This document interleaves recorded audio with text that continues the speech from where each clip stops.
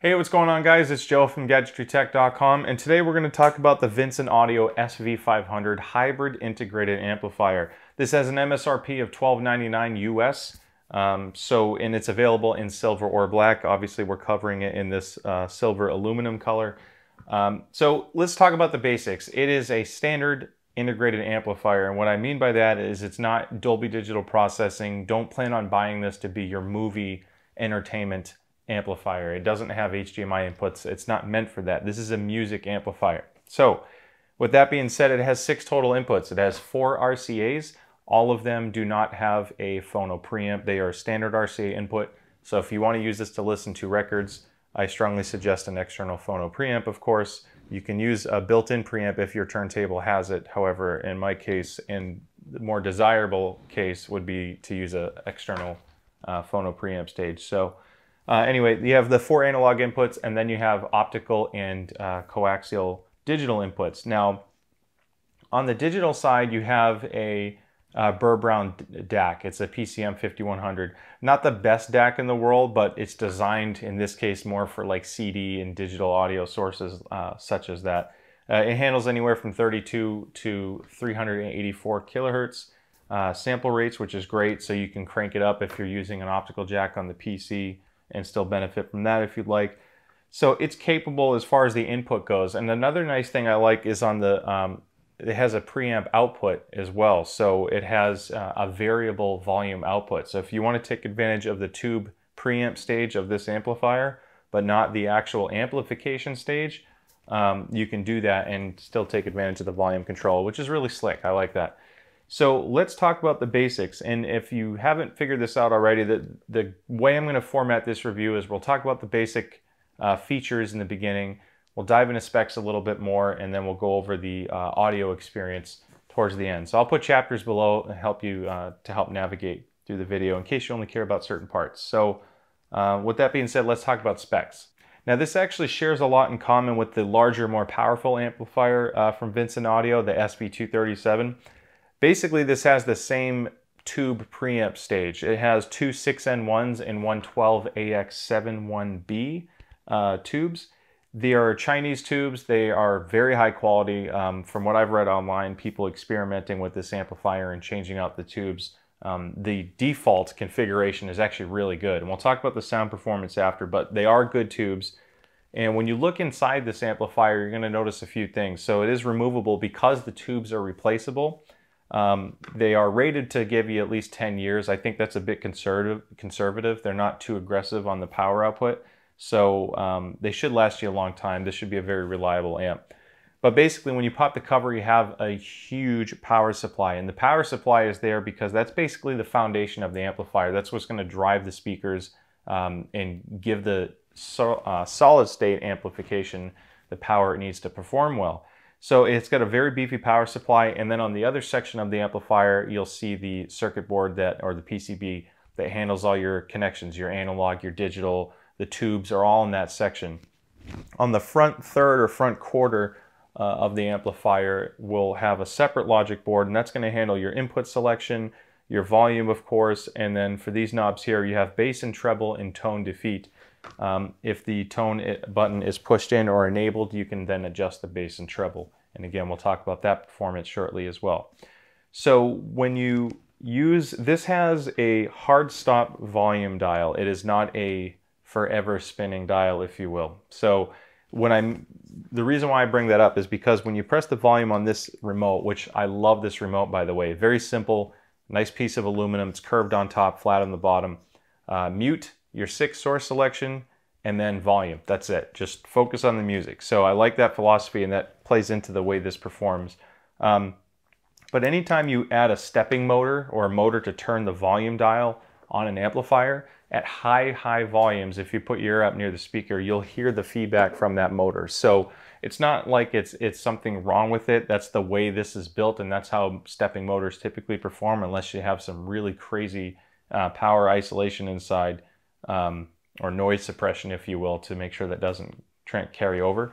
So it is there, it's minor. As soon as you stop adjusting the volume, it's gone. And again, you have to have it really loud to even hear it. So Anyway, I mentioned the board and how it's configured inside. We talked about the back as far as the connections go. It does have that, again, variable pre-output, which is awesome, because the advantage and goal of why Vincent Audio did this hybrid amplifier is tubes are really good on the preamp stage because of the sound quality that they have. It makes the music sound quite unique. And if you change the tubes out, you change the sound profile of the amplifier. So if you want to customize it, you can do that.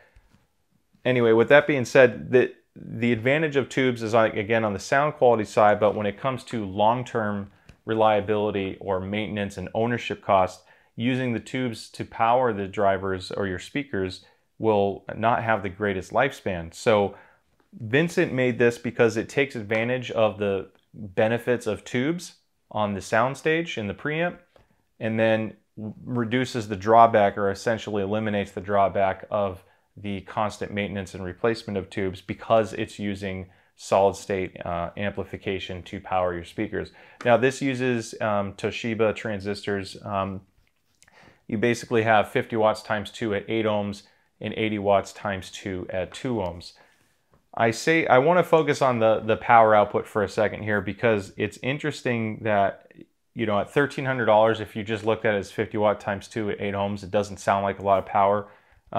But when it comes to audio, the numbers don't mean everything. And from a measurable sense, sure, it's apples to apples when you bench something. But when it comes to output and sound quality, where this thing really shines is on the musicality side when you start playing music. And the 50 watt times 2 on this is a very conservative number. And I say that because if you compare this to a $300 amplifier at Best Buy, you know, an 80 watt or 100 watt times 2 amp, obviously it's a lot less expensive amp, but I'm bringing this up because you don't want to just look at the specs and say, oh, that's 100 watts times 2 for $300. This is 50 times 2 for $1,300. Why would I spend more? This blows the doors off of that said $300 amplifier at Best Buy. So don't compare just the wattage output, because it doesn't mean everything. The power supply on this is so robust that it just sounds so much more full and powerful. And I mean, it doesn't take a lot to really get your speakers going as far as the volume adjustment goes. This, even at a third, it's really pushing the speakers quite a bit. While I'm on the note of power, just to put it in perspective, I used this amplifier for several months to break in Alta Audio ALEC towers. Those are $10,000 speakers. I'll be reviewing those soon too. They really needed some good break-in to get them to open up. But this 50 watt times 2, in this case with the Alta Audio's 80 times 2 at 4 ohms, drove the hell out of those speakers. I mean, it really makes them bump quite loudly, much better than I expected. And for my day-to-day listening, I'm using Bowers & Wilkins 607s, the new anniversary edition bookshelves. And this segues over into the sound quality, because this amplifier is special. I'm not just saying that because it's a review. I have Marantz, Denon, Harman Kardon. I have a PS Audio amplifier. So I've been testing a lot of different configurations, and because of this setup with everything being external, it's very quick and easy for me to just swap out amplifiers, preamps, whatever I want to do. And when I go back and forth with all my amplifiers, something really special happens with the SV-500, and that's what I want to focus on, because at the end of the day, when you listen to music, you want to enjoy listening to music. You don't read a spec sheet and say, oh, my music should sound better because these numbers are better. When you listen to it, your ears will tell you what sounds better, and that's the magic behind the SV-500. So I'm really excited to get to this part, because I'm going to give you an example. So David Bowie, Space Oddity, an amazing track, and I'm not talking about remixed or remastered versions. Even in the original form, it's incredible. So I have that on vinyl, on record here. I'm going to the Vincent Audio PHL 500 phono preamp, and then of course into the SV-500 amplifier. And the way his vocal, even when the song opens and he first opens his mouth, it just cuts through the room. And anytime I've demoed this, I play this demo a lot to people who want to see it. Close relatives, of course, because of COVID-19, right? It's always the same result. They close their eyes and they are just blown away. And you know, I have some pretty expensive gear, and the way this thing performs and what it does to music, it just wakes it up. It's kind of this magical transformation that happens. My 607 bookshelves get larger when I'm hooked up to this amplifier. It's just something special with the sound quality. It has a very wide sound stage. There's a good amount of decay in the vocals. So the second the voice cuts out, it just stops. You know, the music is basically, it shoots at you at high speed and then it stops. It's got really good control. So it's very precise and lively, and it kind of like livens up the music without being too bright or harsh or jamming it in your face. It's a really interesting sound of like some of the good vintage sound that I like, but it's just so clean and accurate and fun to listen to. Naturally, when I say all this, it is coloring the sound a little bit, which means it's putting its own signature EQ or sound profile on the music. I shouldn't say EQ because that's a bit different, but the way the sound characteristics are of this amplifier is special to this amplifier, and that's what makes this amplifier good. If every receiver had the exact same flat response, you wouldn't get much of a difference. It'd basically just come down to power supplies, cabling, and whatever. But where this shines, again, is its own signature mark that it adds to the sound. And I just found myself listening to a lot of older music again, just to kind of re-experience it. It never ceases to amaze me. I still get surprised even now, and I've had it for a few months, and it's been my primary amplifier because I love the sound it has so much.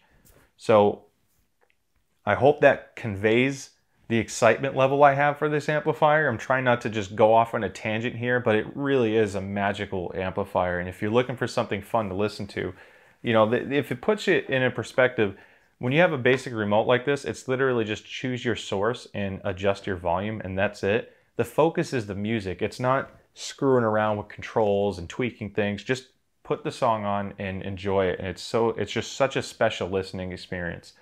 So I want to talk about one other thing I noticed. I mentioned the tone control. So if you're adjusting bass, treble, stuff like that, you can do that. It does a really good job of adjusting the bass and treble, in fact, better than I expected, because a lot of receivers, for example, or some amplifiers, when you increase the bass, it can make the bass muddy, and it kind of ruins the rest of the music.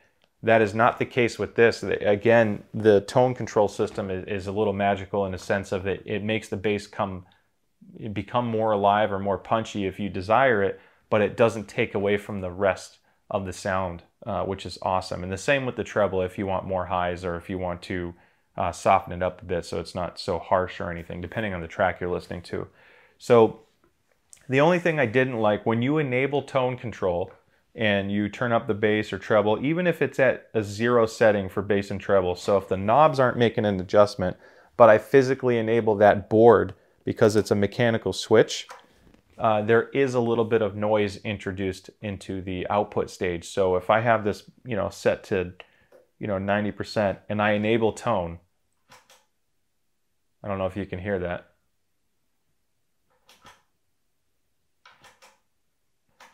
It is slightly louder. You can it's minor. Again, I was at 90% volume. You would never hear that over how loud the music is at that volume.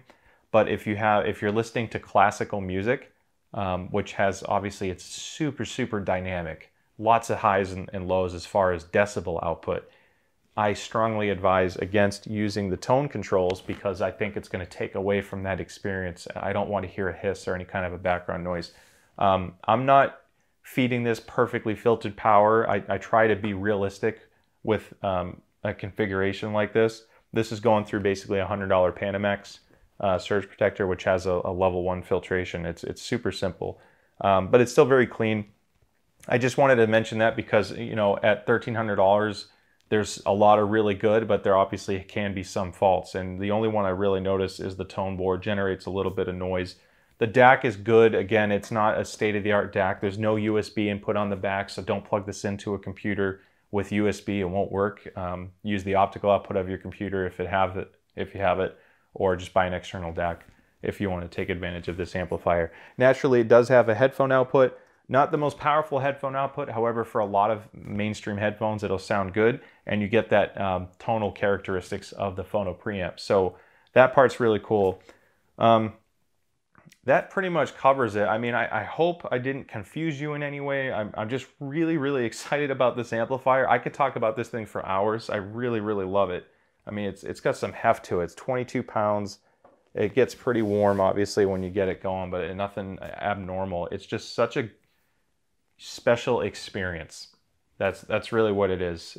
Don't look at the specs.